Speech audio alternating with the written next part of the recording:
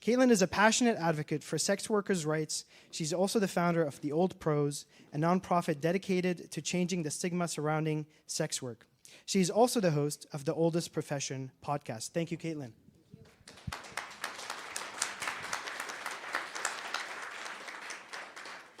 Kaytlin will be taking the proposition. And for the opposition, we have Melanie Thompson. Melanie is an advocacy coordinator at the Coalition Against Trafficking in Women. Melanie is a survivor, leader, and prominent pundit in the space. She's also the host of the Open Wound podcast. Thank you, Melanie.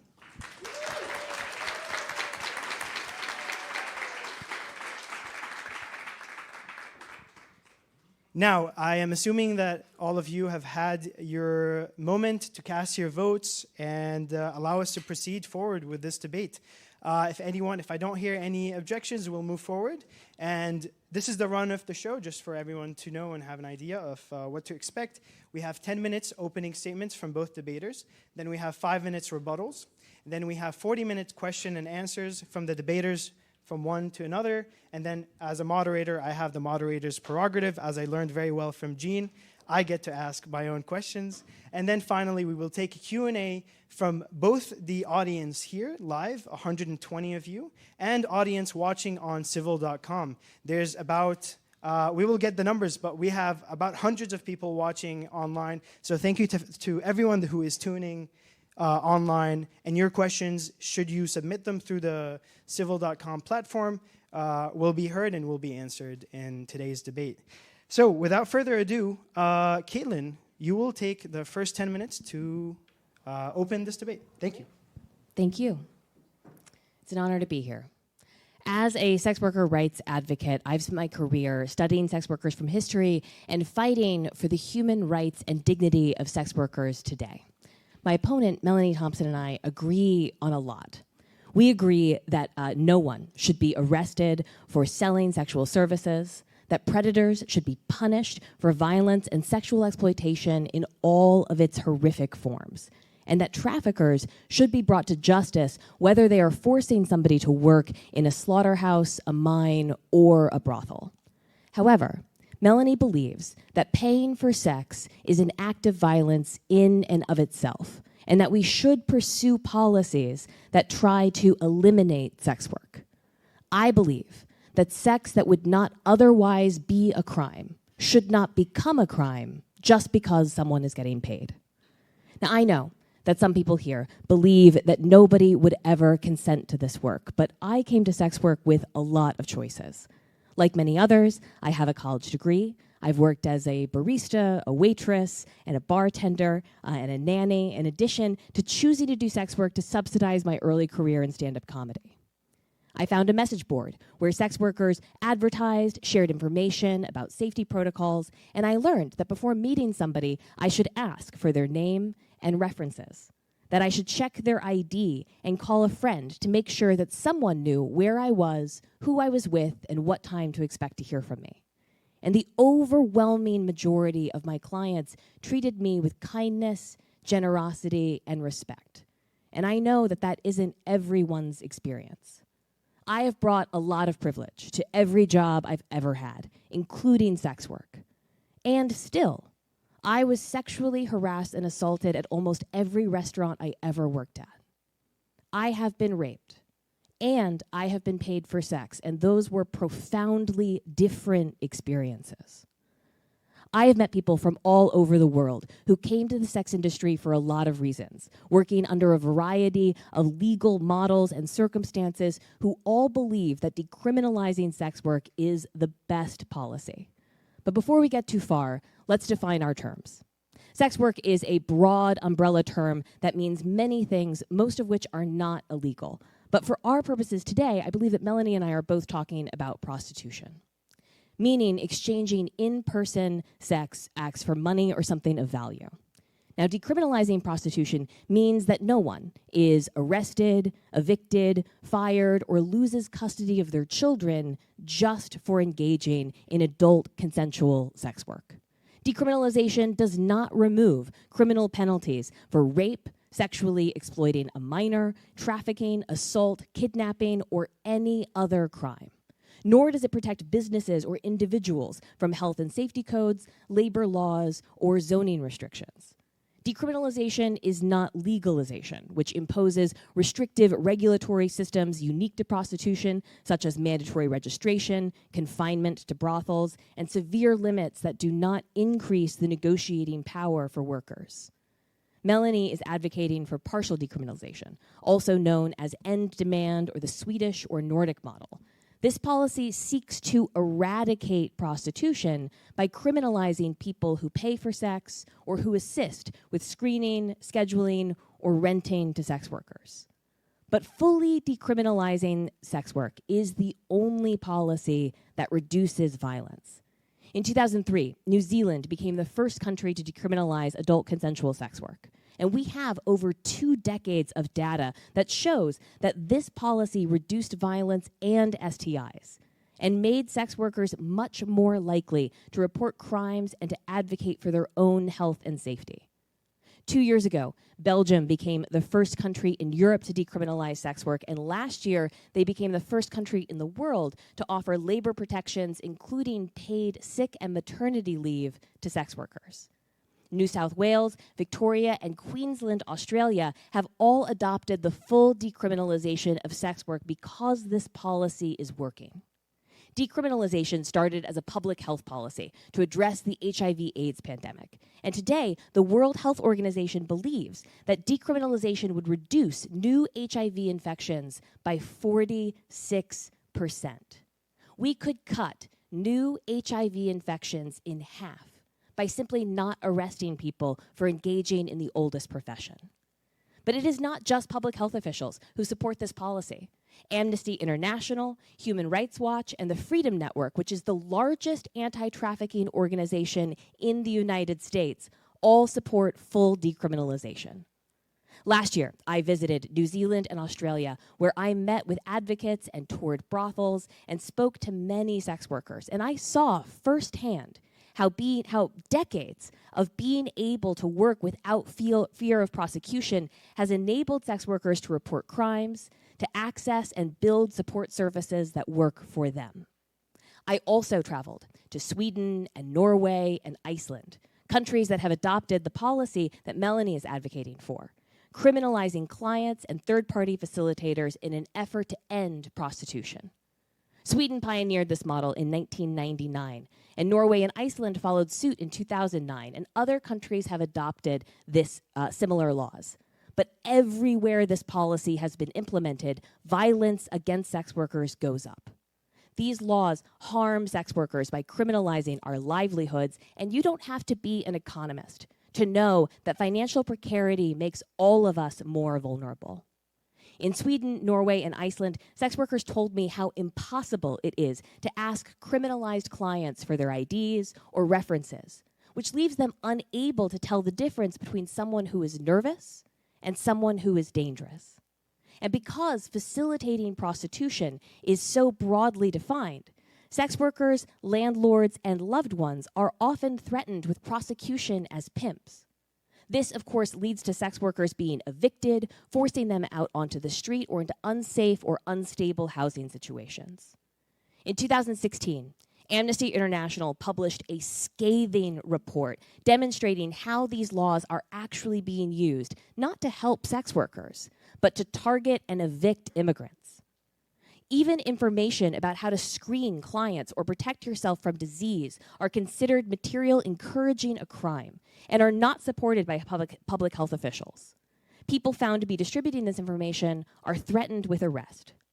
A woman I met in Sweden is struggling to keep her children out of foster care because a social worker considers her work as a dominatrix to be a form of self-harm.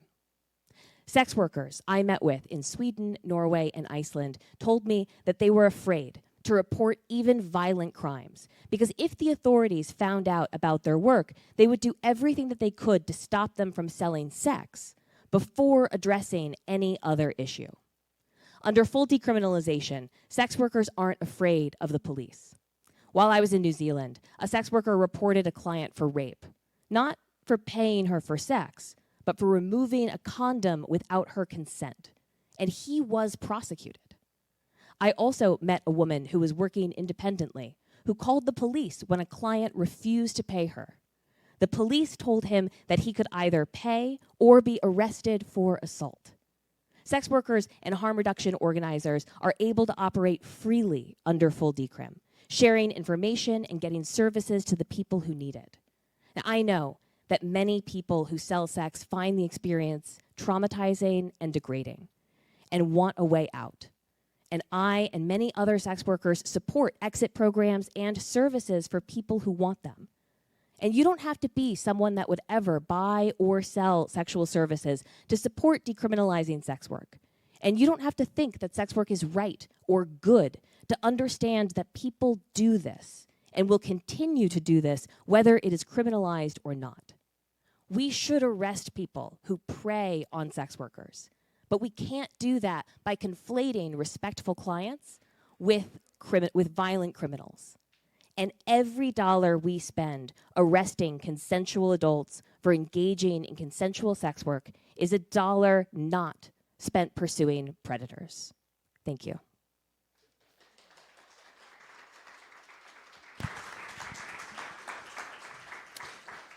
Thank you, Kaytlin. At this point, Melanie, for your opening statement. Chair, sorry. Good evening, Hekmet, ladies and gentlemen, and Ms. Kaytlin. As a survivor of prostitution and sex trafficking, a women's and LGBTQ+ rights advocate, and as an expert on intersectional oppressions, I am arguing the opposition point that the United States should not decriminalize prostitution. Many of you in this room may not have a personal connection to this topic. Some of you might even be pretty familiar with the points that Kaytlin just laid out.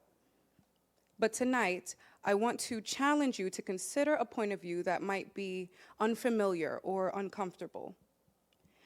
When we talk about consensual adult prostitution, people usually picture a pretty woman scenario.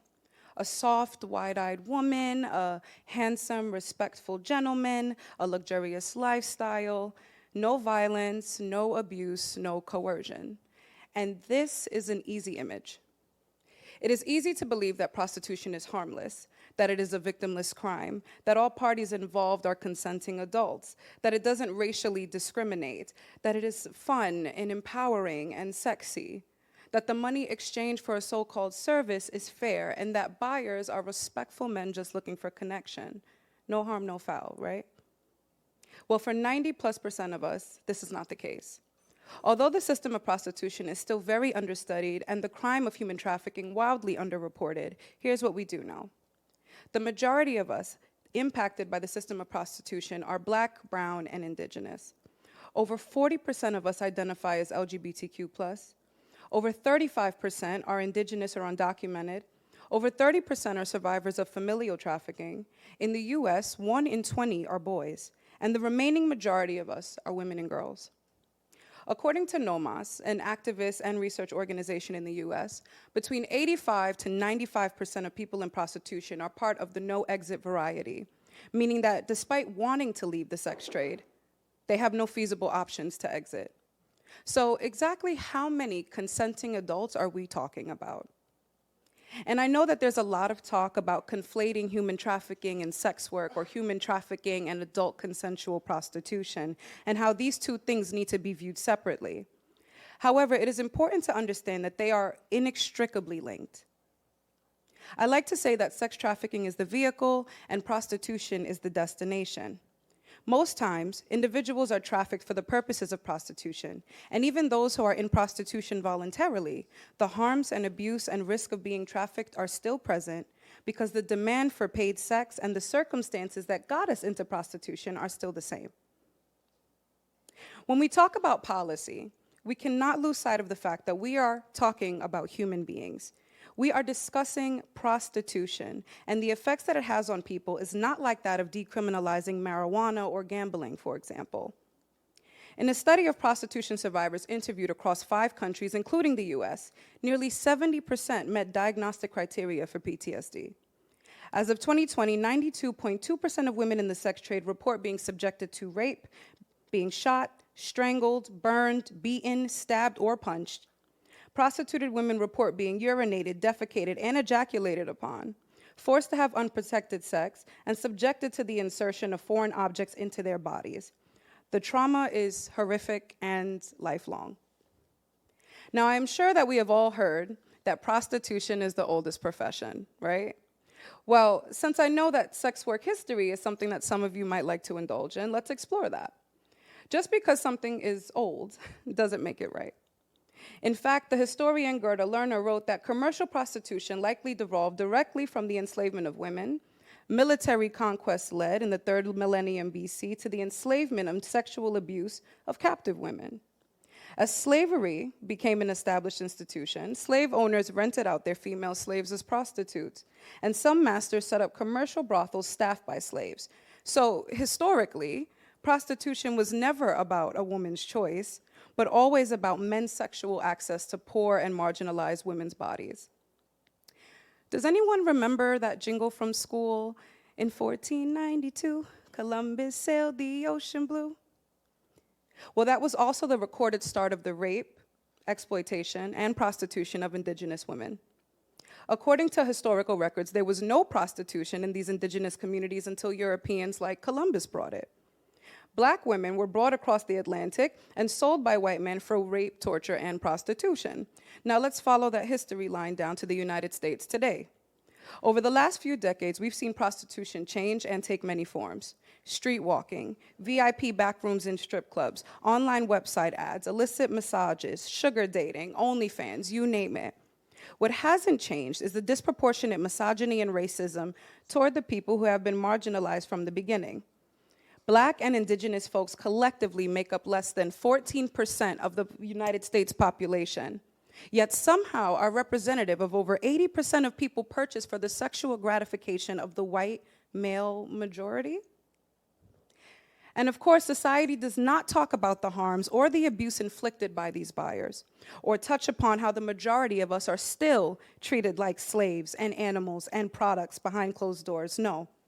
Instead, we pick out the small minority of women who have had the privilege to engage in prostitution without consequences, to represent the masses, and make everyone believe that this is not harmful based on their lucky experiences. A small percent of society wants you to believe that sex work is a job like any other. Sex work is chanted everywhere now, under the false guise that this is just a way to decrease the stigma around those with lucky experiences. That if you focus on the happy hookers and decriminalize the sex trade, it will somehow be made safer. But sex can never be work, let alone safe work. Your body is not a workplace. The International Labor Organization defines unacceptable forms of work as work arrangements that deny fundamental principles and rights at work, put at risk the lives, health, freedom, human dignity, and security of workers. Prostitution meets this definition. And then to top it off, you have to purchase the consent. Today, we understand that consent is not as straightforward as just saying yes to a sexual act. Just look at the Me Too movement. That the National Sexual Violence Resource Center states, consent can be complicated when one partner holds more power than the other. And in this case, the money is the power. Speaking from my own experience, many of us would not have had sex with our buyers if money wasn't present. Now, I know you may be thinking, what about New Zealand and Australia? They support decriminalization, right? The New Zealand's government's own report showed that the majority of prostituted individuals felt that decriminalization did not lessen the amount of violence. Also, the majority of women and girls in the sex trade are Maori, Pacific Islanders, indigenous, or come from Asian countries. Likewise, in Australia, more than 50% of the women in Sydney's legal brothels were of Asian background or not fluent English speakers. In 2023, a senior Queensland investigator reported that Asian women were being moved like cattle across Australia and paid next to nothing, if at all. You may even think, well, what about organizations like Amnesty International or Human Rights Watch who support decriminalization? While those organizations do some tremendous work, they are not above scrutiny. They did not examine women's rights as human rights until the 1990s. They refused to recognize violence against women, like female genital mutilation or child marriage or even domestic violence, as human human rights violations. So there are real consequences to policies like the one that Kaytlin is advocating for. And this is not just my opinion.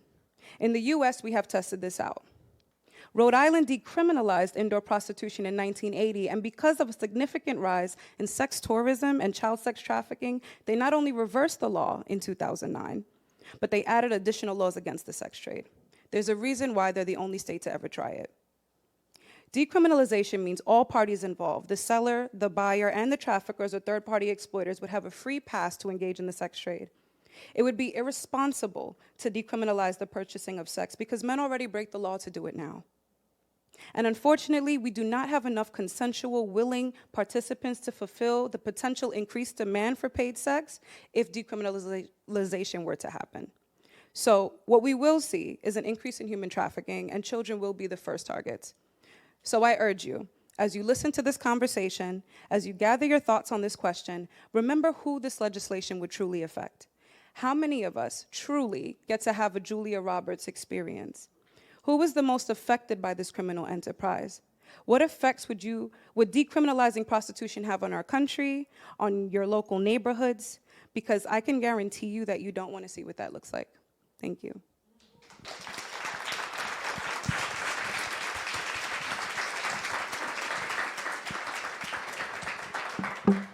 Thank you, Melanie.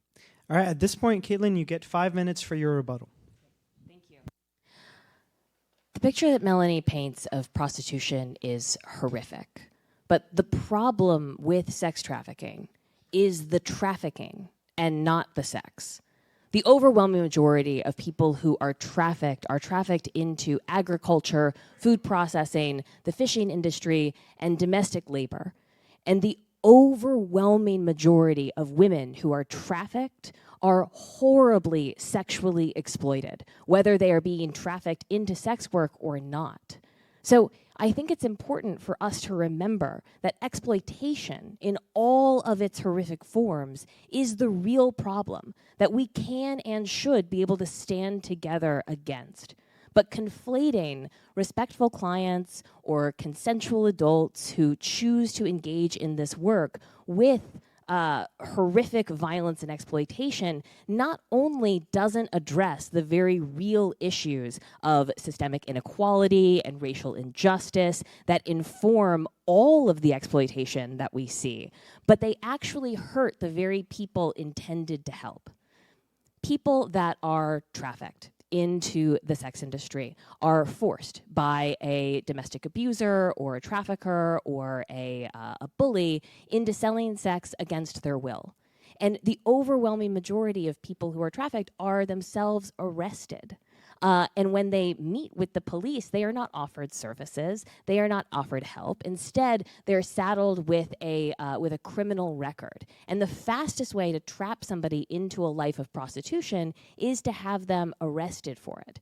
And, you know, some people believe that if we simply decriminalize the selling side, but still maintain criminalization around the buying or facilitating side, that we can address this issue. But unfortunately, people that work together in the sex industry, sex workers and victims of trafficking, are arrested as pimps and traffickers and facilitators and promoters all of the time.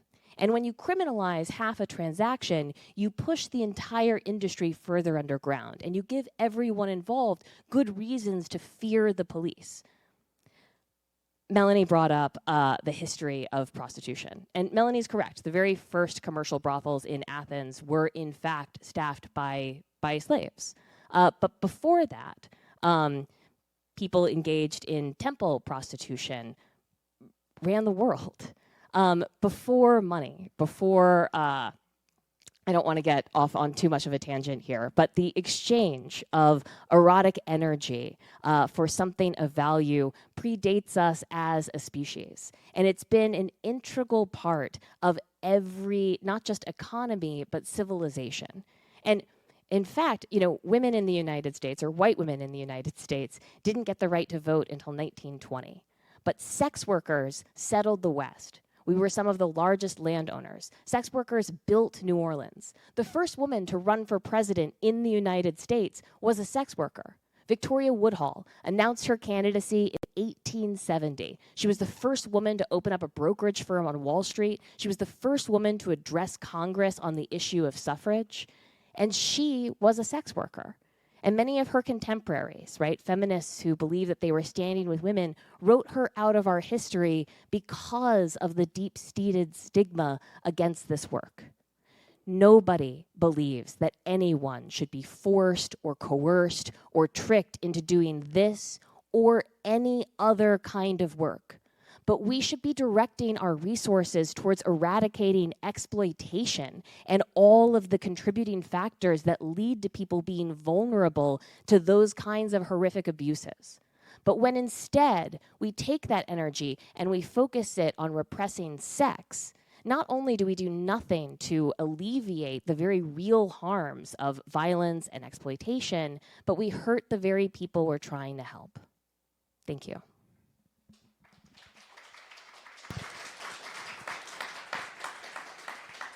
Thank you, Kaytlin. 5 minutes. Melanie, please take it away.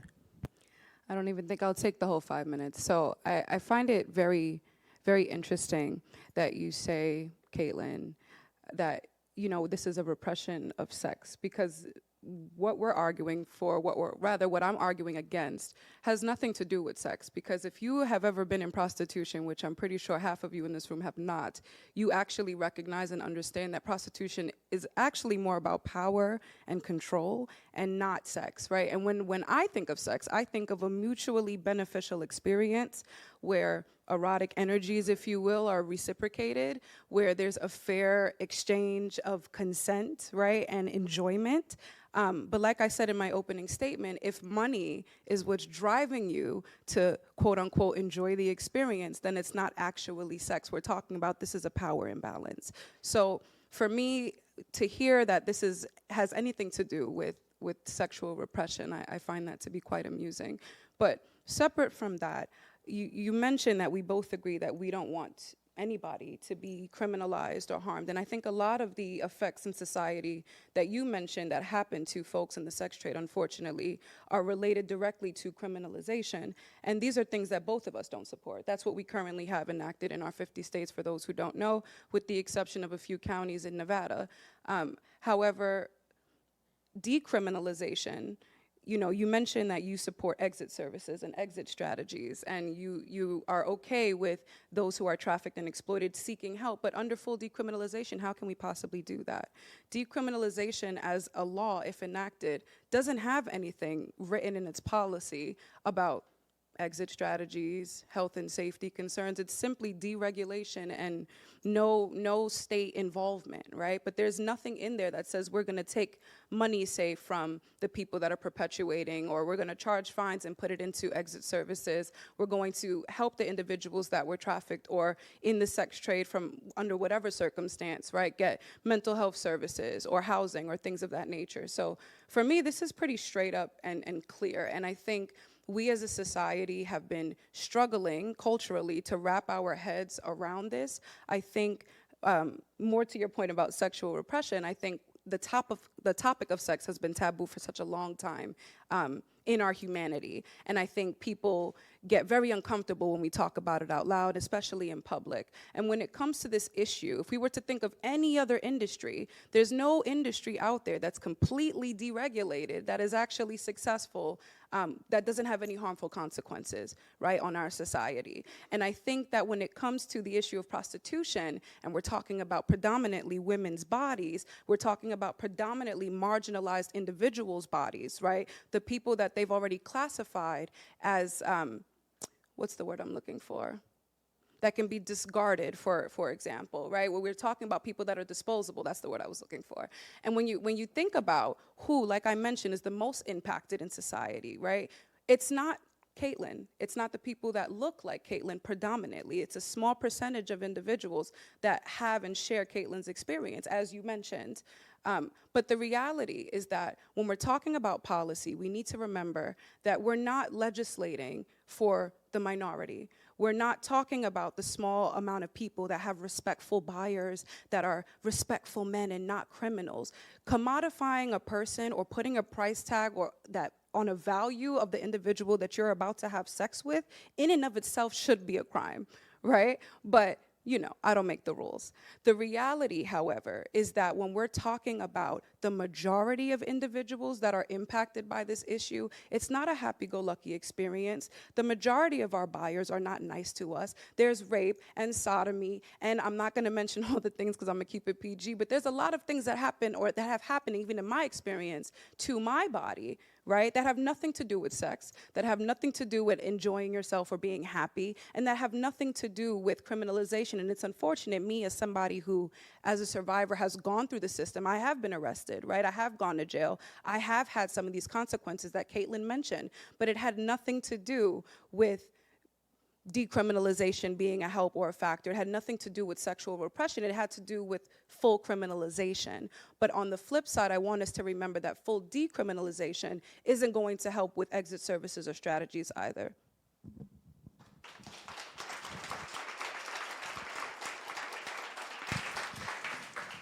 Thank you both for the opening statements and the rebuttals. At this point, we'll open it up to questions. I'll start as the moderator with my moderator's prerogative questions.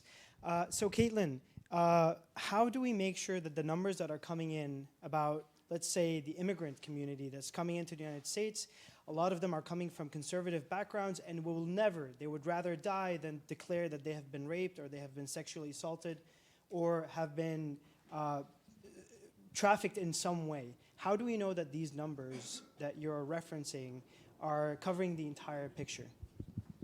I'm so sorry, which numbers? The numbers showing that the actual cases where trafficking is taking place with immigrant communities, with people that are coming into the United States, how do we know that there's not a massive underreporting because of people that are coming from communities Because that of are sexual conservative? shame, is that the Yeah. issue? That makes sense. Yeah, thank you for bringing that up. I mean, we have trafficking visas, right? And there are people who are fleeing horrific sexual violence that do come here. I will say that everything that we've seen, trafficking is not overrepresented in the sex industry. It's overrepresented in the fishing industry. It's overrepresented in agriculture. It's overrepresented in domestic work. But I mean, even looking at like Cambodia, for example, they've done some deep research studies there that show that between 3.8 and 11% of people working in the sex industry in Cambodia have been trafficked, meaning forced fraud or coercion, which is the federal definition. Now, that is too many people, and it's an absolute tragedy. But if our goal is to eradicate trafficking and exploitation, then we shouldn't be focused on the sex industry. We should be focused on, frankly, all of the industries. All right, thank you. Melanie, would you like to comment on the question? All right, so I have another question for you, and then we'll open it up. So we have our congressmen and women, they commodify themselves to lobbyists, for example. A lot of athletes in this country commodify their bodies to play D1 sports. What's the difference here? They're commodifying themselves. In a lot of cases, it's more deleterious to their bodies. It's deleterious to the way that their soul and mind. How is that different? How is sex work when a woman or a man commodifies their body for sex work? How is that different? When we're talking about, this is the only profession, if you will, right? Prostitution is the only system that targets you based on gender inequality, based on your physical body parts. Now, granted, things like working on a football team, for example, right? That in and of itself can be exploitative, and that's a different history I don't want to get into, but that's also racially predicated, right? But the difference here, when we're talking about sex work, when we're talking about the point that Kaytlin was bringing up, the type of sex work that she was referring to comes from a very privileged standpoint. The majority of people that end up trafficked in prostitution, and you said something earlier about how trafficking is not that prevalent in the sex trade, but it actually is. The majority of people that are trafficked are there because of the lack of choices and because of circumstances that happen to them. Whereas a lot of these D1 sports and things of that nature are similar to the military, where recruiters are coming into the home and tackling them, or targeting them rather, on poverty. So yes, poverty is the basis for all of these criminal enterprises, including prostitution, but prostitution is the only one that's predicated on gender inequality. Thank you. Kaytlin, would you like to comment on the question? I just want to say that Melanie is right, that poverty is the underlying problem here, right? And that, like, if money is the deciding factor and anyone who's being offered money that they need to survive can't consent, then that calls into question all work. Thank you both. All right, so at this point, we'll start taking questions from our audience in their homes. We have 300 people watching on Civil, which is huge. So thank you for all watching again, and please keep sending in your questions. We'll take the first one, but at any point, if either of you would like to ask a question to the other debater, please let me know. We will facilitate that. Please take it away, Casey, with our first Civil question. Yeah, hi everyone. I'm Casey Given. I'm the Executive Director of Young Voices. I'll be popping up every 3 questions or so to ask questions from the live audience. We have a great audience of over 300 people watching live on Civil. So thank you so much, all of you online, for joining. We have a number of questions related to the distinction between decriminalization and legalization. I'll read 2 of them that are kind of similar but slightly distinct. Will decriminalization really make people safer than legalization, and why? And in general, do sex workers want legalization or decriminalization? Yeah, that's a great question. Thank you for asking it. Legalization is the model that we see in Nevada or Amsterdam or Germany. And this is a system that creates a regulatory structure that is unique to prostitution. And it requires sex workers to register with the state. In the case of Nevada, it requires sex workers to register with the sheriff's department, actually. It requires sex workers to work in legally licensed brothels that are often owned by men. It forces them to work in sort of rural and isolated places. And this inevitably creates a 2-tiered structure that only benefits brothel owners.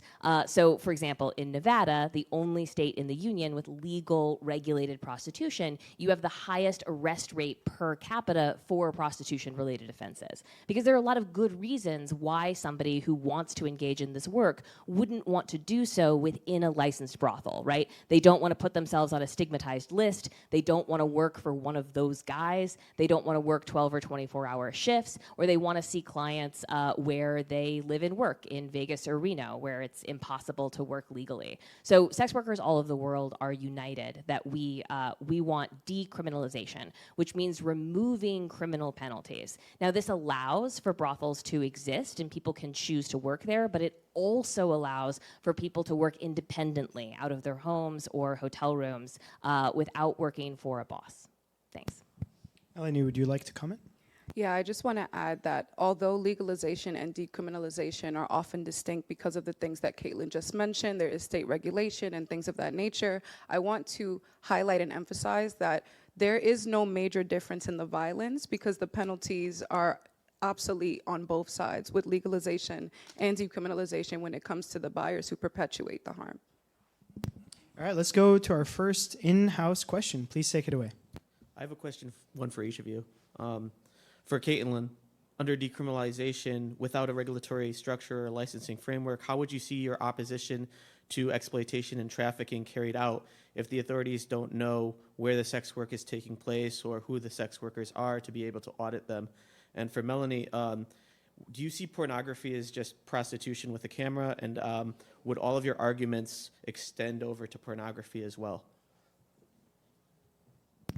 Take it away. Great, yeah. I'm sorry, I had a little brain fuzz. The question was, yeah, I got distracted by the pornography question. The regulatory, without a regulatory without regulation, framework. yes, absolutely. Yeah, I think this is a really important point. Decriminalizing sex work, right, removes criminal penalties for the consensual exchange of sex for money, right? But it doesn't remove criminal penalties for rape or kidnap or sexually exploiting a minor. And so when you free police officers from trying to repress people engaged in consensual sex, you allow them to actually go after the traffickers. Like, for example, when Backpage was taken down, law enforcement agencies all over the country were aghast that it suddenly became a lot harder to prosecute predators because they were no longer able, because the the things that came in to replace Backpage were not as cooperative with law enforcement. So when you allow consensual adult sex workers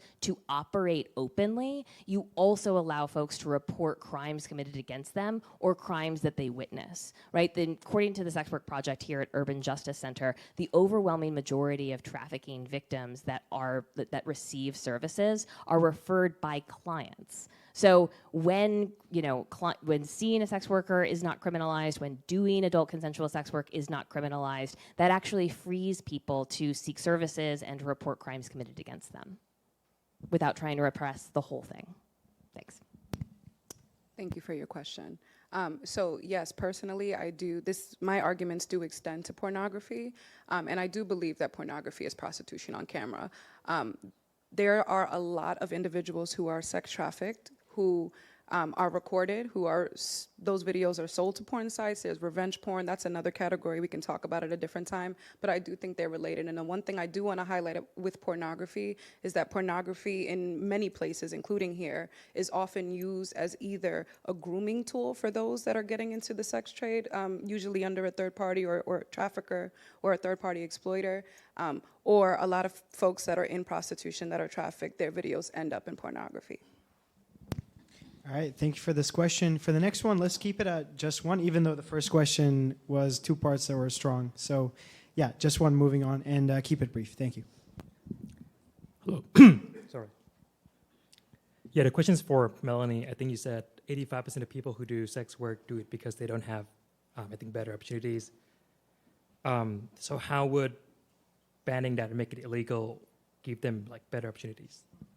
I think the resources need to be put into trying to increase our living wages, right? Creating opportunities that have entryways that are not necessarily standard. So maybe removing some of the barriers for folks to get jobs, right? Like maybe removing the citizenship barrier, or maybe removing a higher level college degree, things of that nature. Putting our efforts and focusing more on trying to address the underlying issues that got us into prostitution in the first place is the most important. Kaytlin, would you like to comment? All right, let's go to the third question. Hello. So I just wanted to give some context to my question. I think what makes prostitution unique is that the product is the woman's body, and the only value that comes is a man's ejaculation. So my question is, how do you reconcile the commodification of women and women's sexuality that, in essence, further objectifies women as not a product of misogyny, as separate or, divorced from misogyny? And how do you arrive at that conclusion? How do I separate prostitution from misogyny? Or just, the commodification of women's bodies as, rooted in misogyny? Sure, absolutely. I mean, we see the commodification of women's bodies, again, across labor sectors, right? Talking about waitresses, bartenders, actresses, models. There's a lot of commodification of women's bodies, appearances, and attention that is ubiquitous. But criminalizing prostitution or trying to push it further underground does nothing to alleviate the long history of misogyny. Instead, it sicks, right, the violence power of the state on the most vulnerable people. I mean, and even when clients are criminalized and not sex workers, the overwhelming majority of people who are arrested for this are Black, brown, and living below the poverty line. So we know what state violence looks like, and that can't be an answer here. Again, Melanie and I stand together. We want to raise the options of everyone engaged, not just in this work, but across labor sectors. I don't think anyone should be forced into prostitution, either by circumstance or coercion, but I also don't think that people should be forced into the fishing industry because of lack of options or circumstances or coercion. So, that's where, that's the distinction. Does that make sense? Sorry. Melanie, would you like to comment? I was just going to say, to your question, you can't. Prostitution its entire foundation is based on sexism, patriarchy, misogyny, colonialism, and racism, and many other isms, and I could keep going on. But that is what makes prostitution thrive. So there's absolutely no way that you can separate them. We can talk about exploitation and commodification amongst labor sectors and everything, but again, there are nuances to prostitution, and there are specificities in prostitution that are specific to it. And it thrives because of these oppressions and isms, and the majority of people that are in prostitution fall into those oppressive categories. Thank you both. Thank you for the question. One more live question, then we'll go for a civil one. All right, please go ahead. Thank you. I'm Dorchen Leithold, and I direct the Center for Battered Women's Legal Services at Sanctuary for Families. Gloria Steinem famously described prostitution as bodily invasion. Was she right or wrong when she described it as such? What other form of work, if we want to call prostitution work, big question mark, involves anything comparable to the intimate invasion involved in prostitution? And what are the short-term and long-term consequences to that intimate invasion? Thank you. Well, I am not the judge or the jury. I can't say if she's right or wrong. I could say for me, I absolutely 100% agree with Gloria Steinem in that. I personally don't know any other industry, although majority of industries are exploitative to an extent under capitalism. There's no other exploitative industry that has the same amount or levels of bodily invasion, right? And what we've seen, right, I mentioned briefly PTSD, the psychological effects are uncomparable to anything else. But what we also find are high rates of things like vaginal prolapse, rectal prolapse, right? Fisting has gone inside the women's bodies, right, and messed up a lot of organs. There are people that have the inability to conceive. The list is endless, and we can talk about it afterwards. But I want folks to understand that there are no other industries that invade the body as such, or target bodies of a marginalized and oppressed gender that end up in the same way that Gloria Steinem was talking about. I actually disagree. Yeah, I mean, look, I'm a soldier's daughter, right? And my father was sent to multiple combat tours, and I was raised in a military culture where, you know, people that signed up to be a part of the military were sent literally to their deaths, exposed to horrific chemicals. I mean, my father died a few years ago from exposure to Agent Orange in Vietnam. I have other friends of mine who have sold their eggs or their plasma or other things to make ends meet. I think that there are examples of horrific bodily harm that happen in all kinds of industries. But I think that this aversion that we have to all things sexual has really colored our perspective and our ability to see that. And I will also say in the case of Gloria Steinem was denied an apartment when she was working as the editor of Ms. Magazine because her landlord didn't believe that a woman could be making that much money without engaging in prostitution. So she herself is literally a victim of whorephobia against this work because the landlord did not want to be participating in prostitution. He assumed that that's what she was doing. So these laws don't just hurt sex workers directly, but they actually create barriers for all women to access the basic building blocks that we need to move our lives forward. Because when you criminalize clients and third-party folks, I mean, landlords are criminalized in Sweden and Norway and Iceland and places where these laws have been implemented. Thank you. Thank you both. Now for our second civil question. Please take it away, Casey. Yes, that's a good segue. Actually, there's a question about the Nordic model of could there be a middle ground of criminalizing the demand for sex, Johns, but decriminalizing those who provide it, sex workers. What do you think of the Nordic model in general? Could that be an alternative or perhaps a solution to this? So that is something that I believe Kaytlin briefly mentioned that I personally advocate for. It's referred to as the equality model or the third way. So we have criminalization, which is what we currently have in our states. We have full decriminalization, which is what Kaytlin is advocating for. And then we have this partial way, the equality model, where we decriminalize those who are selling the sex or the person that's trafficked or the person in me and Kaytlin's scenario. And then we keep our current penalties in place for those who perpetuate the system of violence, i.e. the buyers, the traffickers, other third-party exploiters. And for me personally, I have many things that I like about this proposed legislation. Personally, it's the only one that actually talks about aftercare services. And as I mentioned earlier, full decriminalization does nothing to address A, health and safety, or B, exit strategies or services. Whereas the equality model is something where not only will they remove you from the current situation or work with you to exit once you're ready to exit, but it also focuses on, well, what do you need now so that we can prevent you relapsing, right? And that is the true change that we need to see if we're talking about decreasing violence in the sex trade or even decreasing the sex trade itself. And the other thing that I want to note with the equality model, I think there's a misconception that people have, if you've heard about it, that it has it's making stronger laws and harsher laws against the people that are perpetuating, what Kaytlin would call her clients, right? That it's making it worse for them. It's making it, it's adding to the stigma. The equality model does not add any harsher penalties to those who perpetuate. It just maintains the penalties we currently have. And I think folks need to understand if trafficking and the system of prostitution is already this bad with the laws that we have, then keeping it here is not going to add on to the harm of the violence. The goal of what you're calling the equality model or the feminist model, this is a policy that goes by many names, right? The Nordic model, the Swedish model, some people call it the entrapment model. But the goal of these policies is to eradicate prostitution.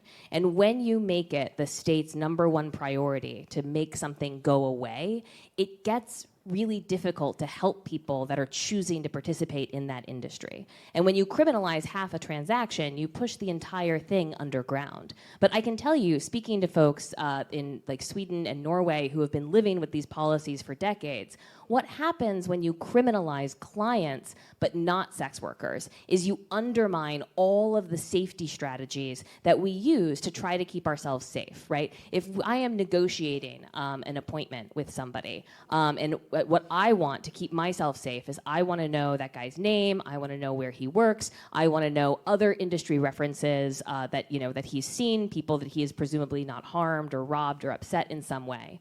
Under this model, where only he is facing criminal penalties but not I, he has no reason to give me that information. And I can't tell the difference between a reasonable, rational person who's trying to save themselves from arrest versus a predator posing as a client who's trying to get around my screening practices. So what I can say is that the immediate aftermath of these policies is you focus the energy on the state of making this go away, right? So when anyone who is in the sex industry reports a crime committed against them or tries to get help, the #1 priority of law enforcement or a social worker is to make them stop selling sex, to prevent them from relapsing, right? That's the goal, rather than addressing the actual harm.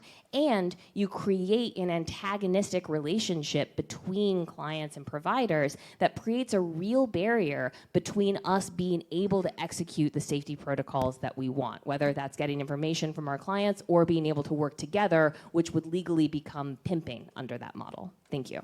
So Melanie, I saw that you're shaking your head. I'll open the round for one more round of rebuttals or come back. Yeah, I'm shaking my head because you were talking about safety protocols and negotiating power. And again, like I mentioned, that's a very privileged point of view. And again, when we're talking about policy, we're talking about the majority of people that are impacted, not the few of you that were able to negotiate your prices. In my experience, buyers don't even give you their real information for obvious reasons, right? The majority of buyers are white, middle-aged men with disposable income. Many of them married, many of them in families, and many of them usually seek those in prostitution because they either A, don't want to do the things that they do to us, to their wives, or B, because they're not satisfied at home. More than just the looking for connection argument that some people say. And I want folks to understand that decriminalization, A, wouldn't make any differences in that kind of safety protocol, whatever. What we do find is that buyers usually give you a fake name. I've never had a buyer show me their ID because obviously that's a legal name. Now, it's not to say that there aren't some people in prostitution who may or may not have seen it. All I know is that when that has happened, usually that is a regular that has been coming around for a while and eventually builds trust with you or whatever. But the reality is that there's no way to ensure if a client is safe prior to meeting that person. Usually prostitution consists of clients coming to you, the buyers, the Johns, coming to your face. You get to maybe, if you're lucky, peek out of a window before they come in to see what they're wearing and if they look threatening. And then when they get in the room, you don't know if that's going to be the day that you're killed or not. So I'm shaking my head because I think safety protocols are...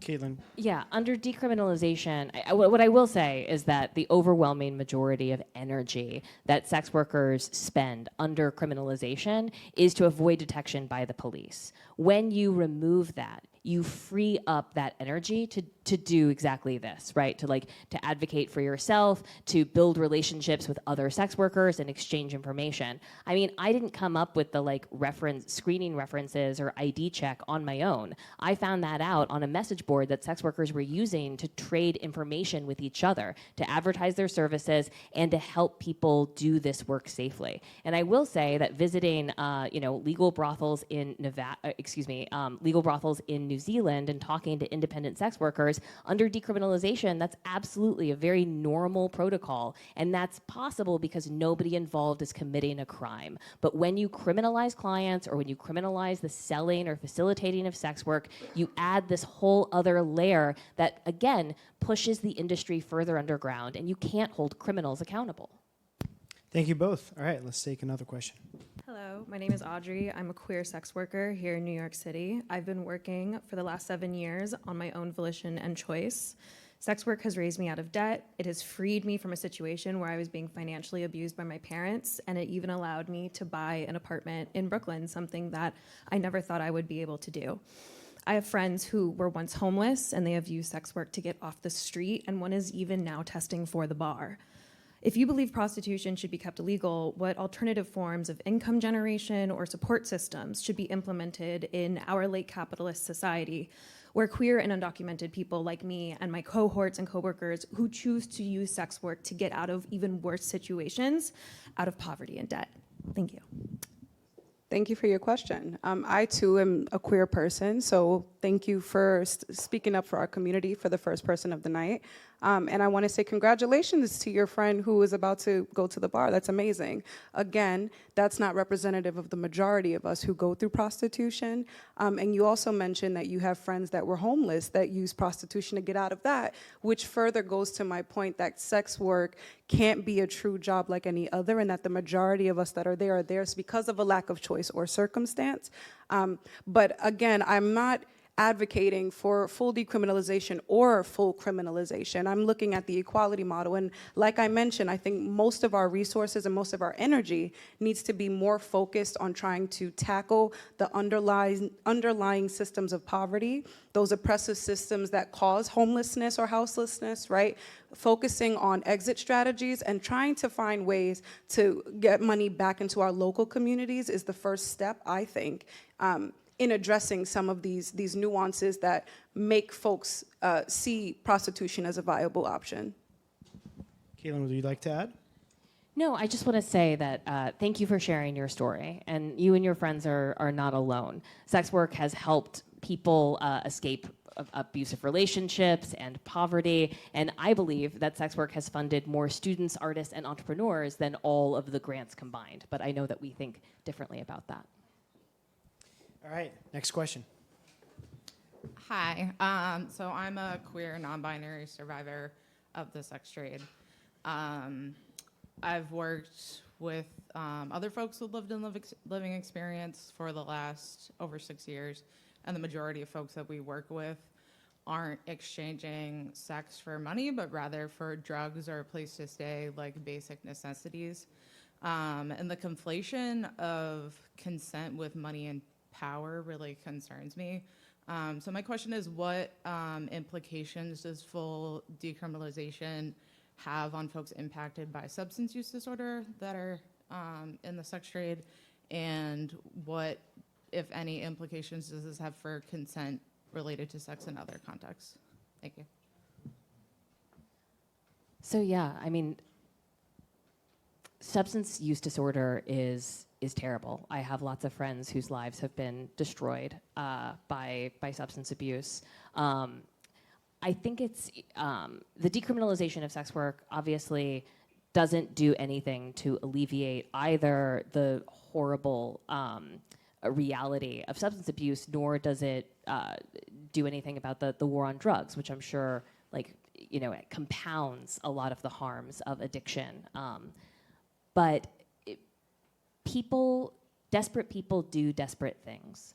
And when desperate people are doing desperate things, if one of their options is sex work, that is something that they will do. But people steal to get their drug habit met. People destroy relationships.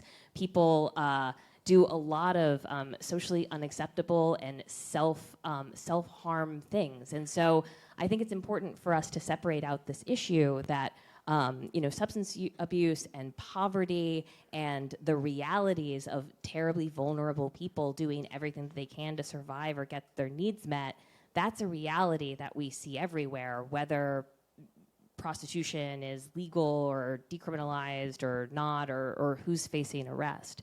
But yeah, so I'm sorry that happened.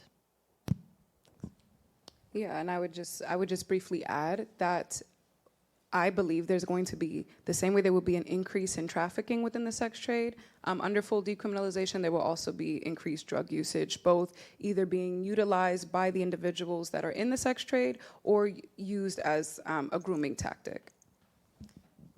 Would you like to add anything, Kaytlin? No, I'm just, can you help me make that connection? Why do you believe that the decriminalization of sex work would lead to more substance use anywhere? The majority, not the majority. There are quite a few individuals that are already in the sex trade, either A, because they're trying to, as that woman mentioned, continue to fuel their substance abuse disorder, but it's also a grooming tactic used by a lot of traffickers to get people to come into the sex trade and remain there. So it's a way of continuing to control the people that are already there, and helping or assisting with their disassociation when they're having multiple buyers a day and can't mentally stomach that. Next question. How do you do? My name is Spiros, and I am the chapter executive of the New York chapter of the American Communist Party. And I'm here to ask primarily for the advocate for decriminalization, why focus on decriminalizing prostitution as a solution to financial struggles? Because obviously that's the main point that both of you are arguing here. When it fails to address the root economic issues facing working people, especially working women. Instead, why not demand a constitutional right to well-paying jobs, to enhance Social Security, medical care, and child care, solutions that are productive, that contribute to the good of society?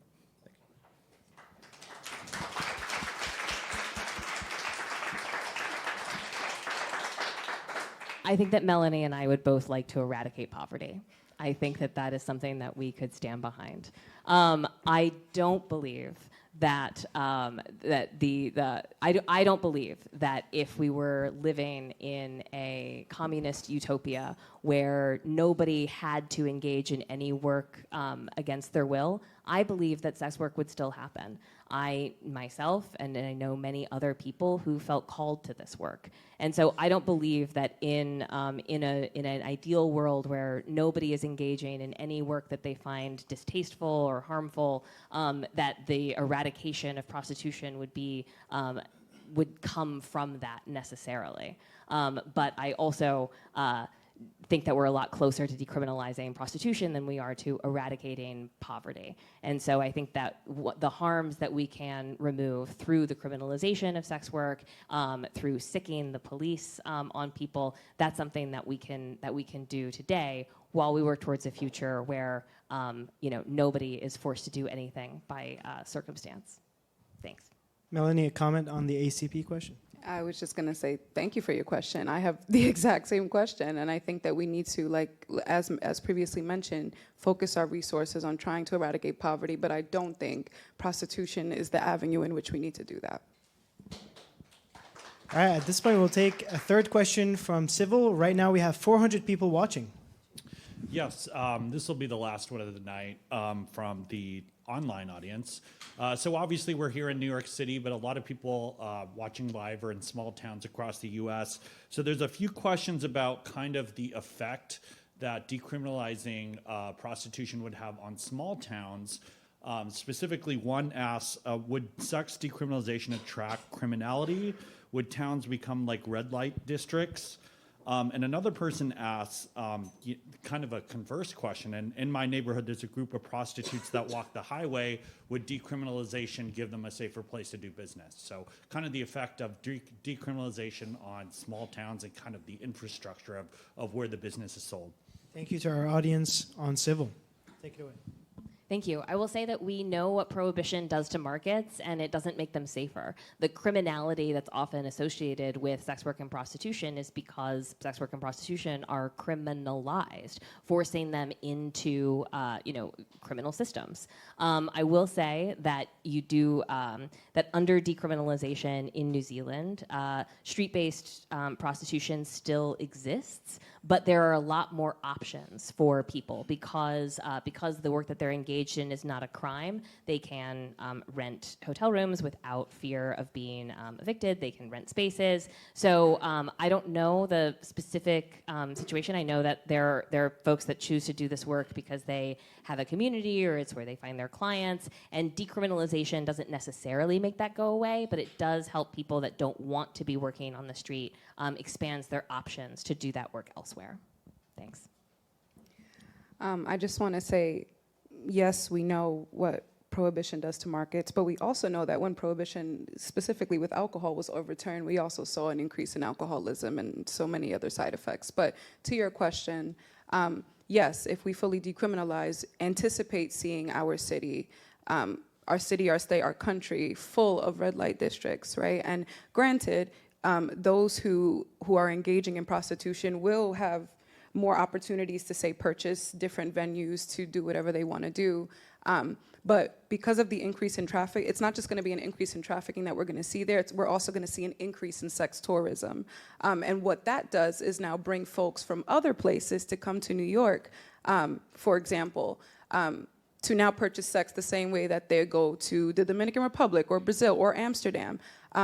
Because there's such an increased demand now that there are no penalties or worries of arrest or any kind of consequences, we'll see more people coming to the state that our state can't handle, right? We'll see an increase in trafficking, and we'll see an increase in the amount of foot traffic that are going to the various venues that sex workers are deciding to purchase for their servicing.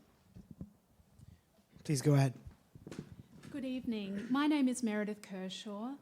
My question is for Kaytlin. You mentioned that since New Zealand decriminalised the sex trade, that people in prostitution, New Zealanders in prostitution, have been safer. However, there have been no human trafficking prosecutions in the last 4 years in New Zealand, and I believe that there have only been 4 in total since 2009. So given this, is it your belief that no people in prostitution in New Zealand are or have been sex trafficked in the last 5 years to 15 years?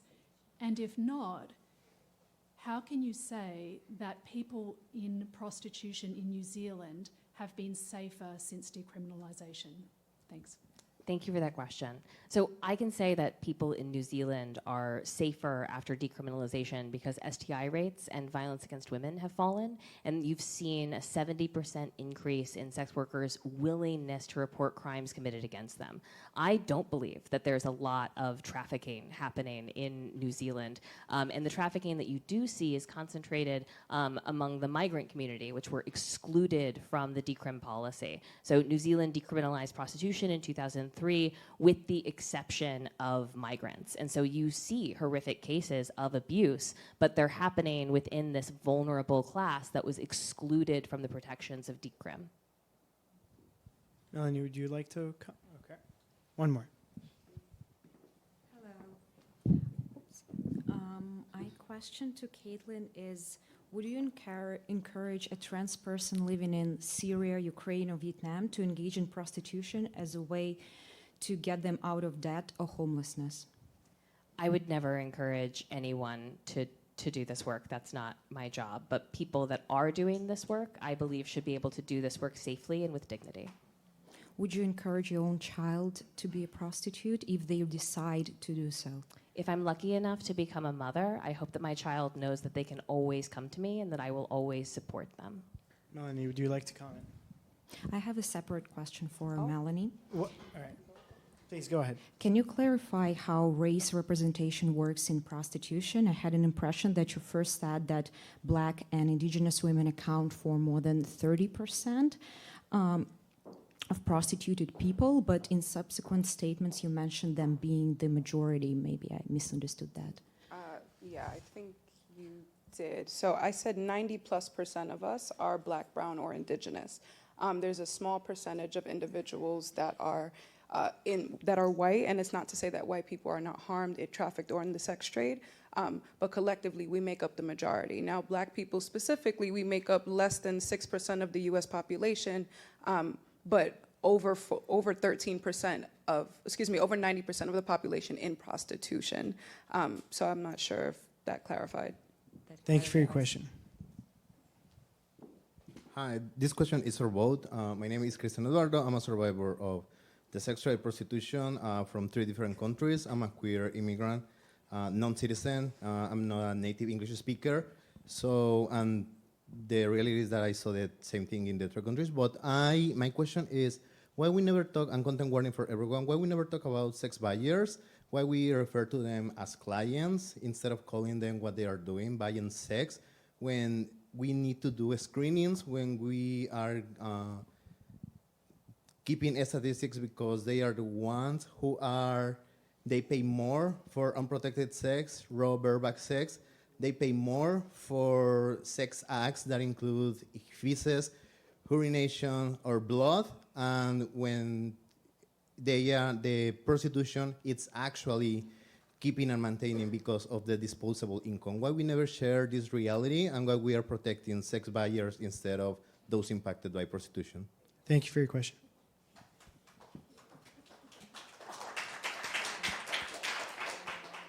Yeah, thank you. Thank you for sharing your question, but I'm sorry, I don't fully understand the question. So I understand that there are predators and horrible people that pay vulnerable people to do terrible, degrading, and debasing things.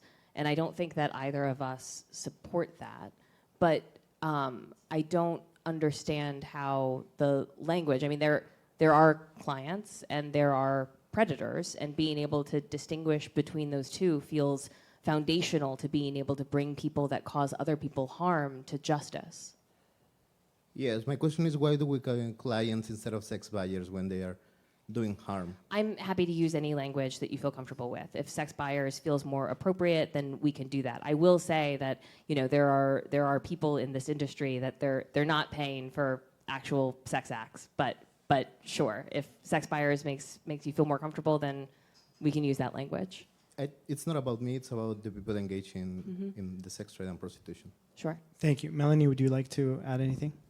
Just that I agree that buyers are 100% part of the problem. And I think that when we talk about the sex trade, we focus a lot on usually the woman that's in the sex trade, or we talk about their pimps or traffickers, and we do often leave out of the conversation the sex buyers, right? And they inflict majority of the harm, and they hold majority of the power, because when you're behind closed doors with that person, they're the ones that usually use money or a place to stay or food to eat or resources as a means of control. So I agree. Thank you for your question.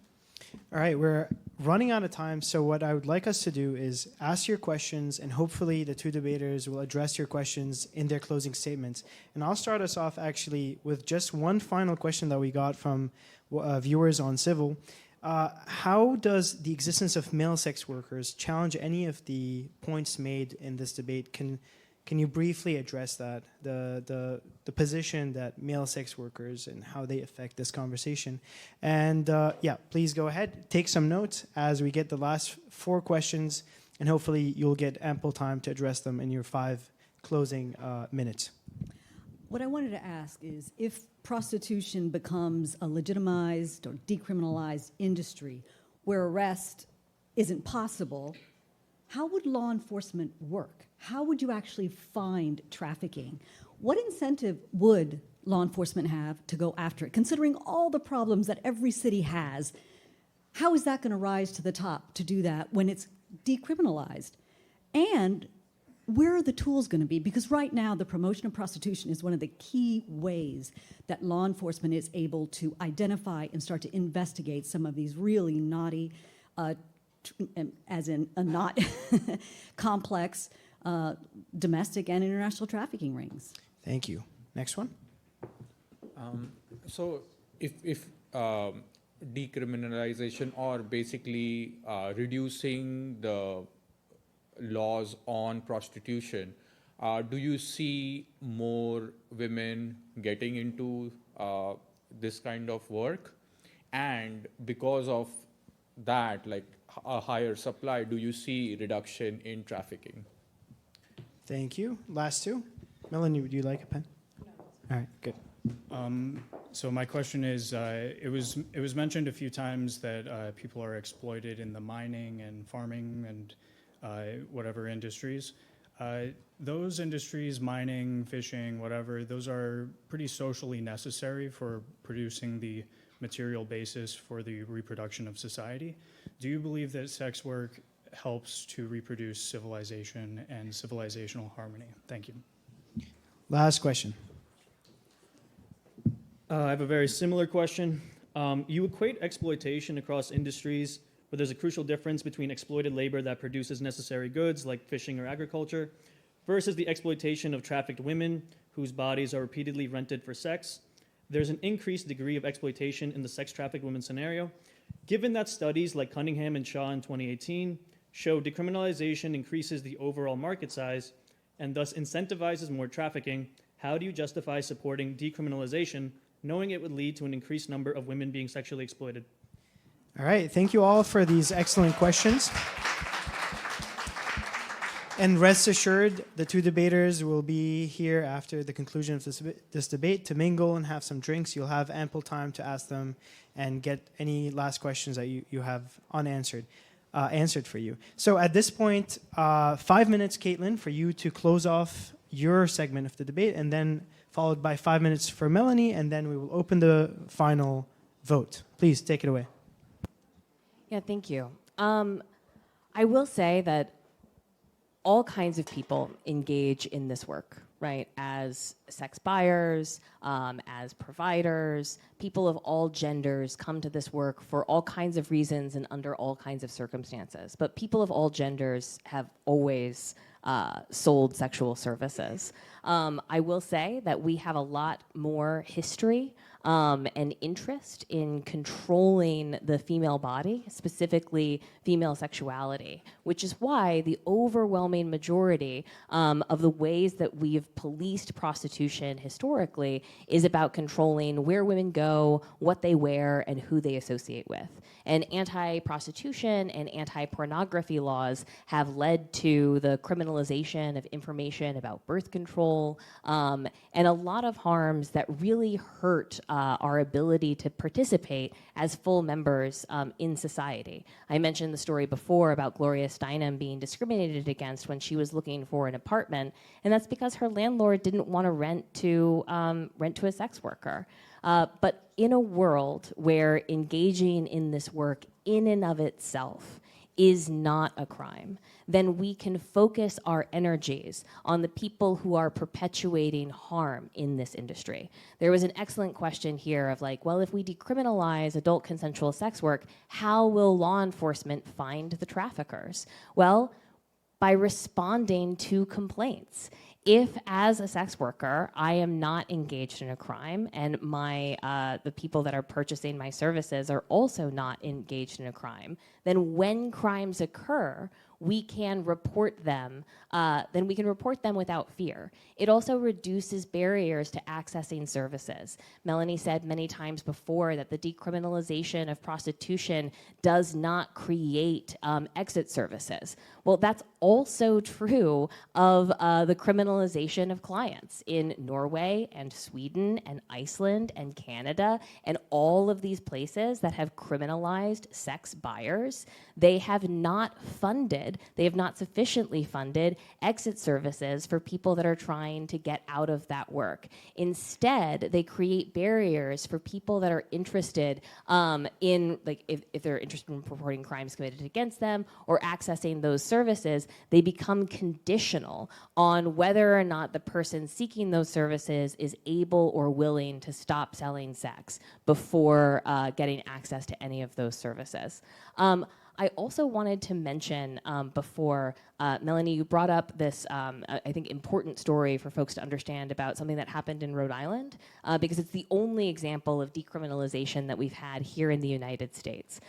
In the 1980s, Coyote, the first sex worker-led organization in the United States, which stands for Call Off Your Old Tired Ethics, sued the state of Rhode Island for sex discrimination because only women were being arrested for selling sexual services and men were not being arrested for buying.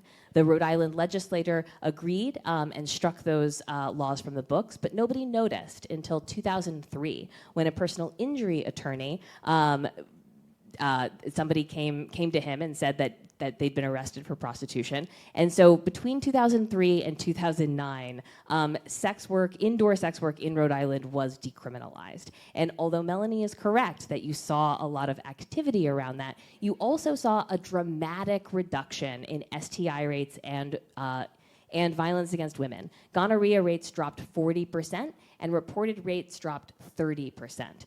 One of the goals of decriminalizing sex work is not to increase the industry. And in a place like New Zealand, right, which is an island, when sex work was decriminalized, there's no evidence that there are more people engaged in that work today. And that's based on counting the number of online ads, which were not censored before 2003. I think it's here in New York City, when clients are criminalized and targeted, the overwhelming majority of people who are arrested are poor men of color. And I know that there's a lot of energy now around what's happening on Roosevelt, Operation Cleanup Roosevelt. But we have a group of vulnerable people who are subjected to all kinds of exploitation. But instead of offering those people services, we're sending in undercover police officers to pose as willing clients, offering money that people desperately need, and then arresting people for taking that deal. That's what policing prostitution looks like, and we should stop. Thank you. Thank you, Kaytlin.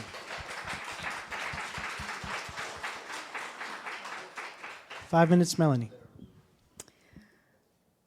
So thank you, everybody. You've heard a lot of information tonight, and this is not an easy topic, and I want to thank you all for being here in good faith and hopefully with open minds. Now, I have a lot to rebuttal with that. Please find me after if you're interested in hearing those thoughts. For now, I will stick to my written remarks. Debating policy is complicated, and it's nuanced, but to me, this issue, what to do about prostitution, is actually not that complicated. We have to create and support legislation that protects the health, safety, and human rights of all people.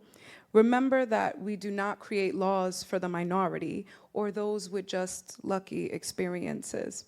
So while some might not have had a negative experience in prostitution, just like you might smoke cigarettes and not get cancer or not wear a seatbelt and be fine, most of us do suffer consequences. We get emphysema or we fly through the windshield. But in prostitution, we are raped, we are beaten, we are traumatized. And while Kaytlin and I both agree that those that are purchased for or selling sex should be decriminalized and have access to health and safety, I cannot support legislation that also decriminalizes the pimps, the buyers, the traffickers who perpetuate a system of violence, racism, and misogyny. No law is able to differentiate who is selling sex by choice and who has been trafficked or coerced. No law can make the sex trade safe, and no law can fully remove the stigma. That's all up to you.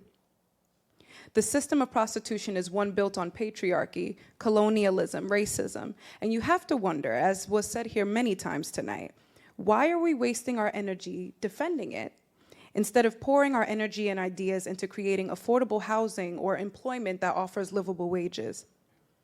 As long as there is a marketplace where women, where human beings are up for sale, whether they choose to be there or not, we will be a fundamentally unequal society. And the fact that most of these women look like me shows that prostitution is an outgrowth of not only a patriarchal society, but also a racist one. Additionally, there is this misconception that I want to address, that people who don't support full decriminalization are moralistic. We're not sex positive. We're some sort of religious prude, if you will. And in reality, my views have nothing to do with religion, nothing to do with sex positivity, and nothing to do with wanting to control what goes on in people's bedrooms. I want everyone to have mutually consensual sex. I want what goes on in people's bedrooms to be just the thing that they truly enjoy. I want LGBTQ+ youth to grow up believing that they can do whatever they want that doesn't include exploiting their bodies or exploiting their houselessness. I want Black women to be free from a world where their privileged counterparts don't further oppress them by defending a culture that says it's okay to buy them. And I want women and children to enjoy the full spectrum of their freedom without having to give even a moment of it to a man who believes that he paid for it. This country has a very long history of commodifying human beings, the most vulnerable and marginalized among us, particularly Black, brown, and indigenous women and girls. I will not support any policy that packages up this commodification as empowerment or as a way out of poverty, and I hope that at some point you also agree. Thank you.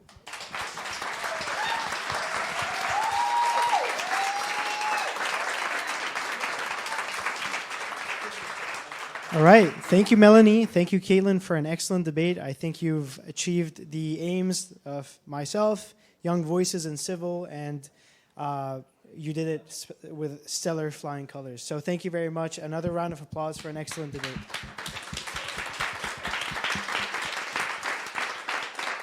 At this point, please take out your phones once more and scan this QR code for your post-debate vote. And again, the way we tabulate the score, the quote-unquote winner of this final debate, is by seeing who is able to sway more people to their side. As we do that, Casey, the CEO of Young Voices, has some remarks and some final comments. Thank you so much. Thank you so much, Kaytlin. Thank you so much, Melanie. This has been a fantastic debate. This is our third Young Voices debate we've had over the last 3 months. I have been incredibly just amazed by the turnout. We have, I think, close to 150 people here in the room tonight, and I'm pleased to report over 500 people watching live right now on Civil. I'm extremely grateful for the turnout, and thank you to our partners at Civil as well. We'll be doing these actually now every other month live in New York City, thanks in part to Civil support in the Foundation for Harmony and Prosperity. So I hope you can come out to a future debate. We'll send you info by email in the future. For those of you who don't know Young Voices, we are a nonprofit talent agency for classical liberal policy writers out of college. We help them get their first op-eds published. We help them get onto TV, radio, and we do cool events like this one. So if you are interested in being a public speaker and being a public writer, taking your career in thought leadership to the next level, please check us out. Our URL is joinyv.org. We're always looking for new writers. Or if you have an intern, a student, a son, a daughter who might be interested in journalism, media, academia, we would love to help you out. As for the Young Voices debate, we will be doing our next one online in February, I believe on OnlyFans, so kind of a similar subject to what we had tonight. And our next one in March will be here in the Blue Building on free speech and the question of anti-Semitism on college campuses. That should also be another very spicy topic to discuss. So I hope you'll join us there. With that, are we good for the results? I'll turn it back over to Hekmat. Thank you. All right. Final show in the room, if anyone is still voting. All right, great. Thank you all. And as Casey mentioned, February, we have a debate on OnlyFans, which I'm sure will interest a lot of people in this audience. And then March, we have a debate on college, anti-Semitism, and freedom of speech. All right, so I have here the results for the final tally. The debate result, the tallies have officially been closed. All right, so we started off with the pre-vote of agree around 44.50% of this crowd and the crowd online agreed with the statement. 39 disagreed with the statement, and 16.3 were undecided. And the change, we are now at 43% agreeing, 46.15 disagreeing, and 11% undecided. So very close. And now we look at the change. So it seems that the disagree has gained 7.61%, and the agree has dropped by 2.17%. So congratulations, Melanie, you have won this debate.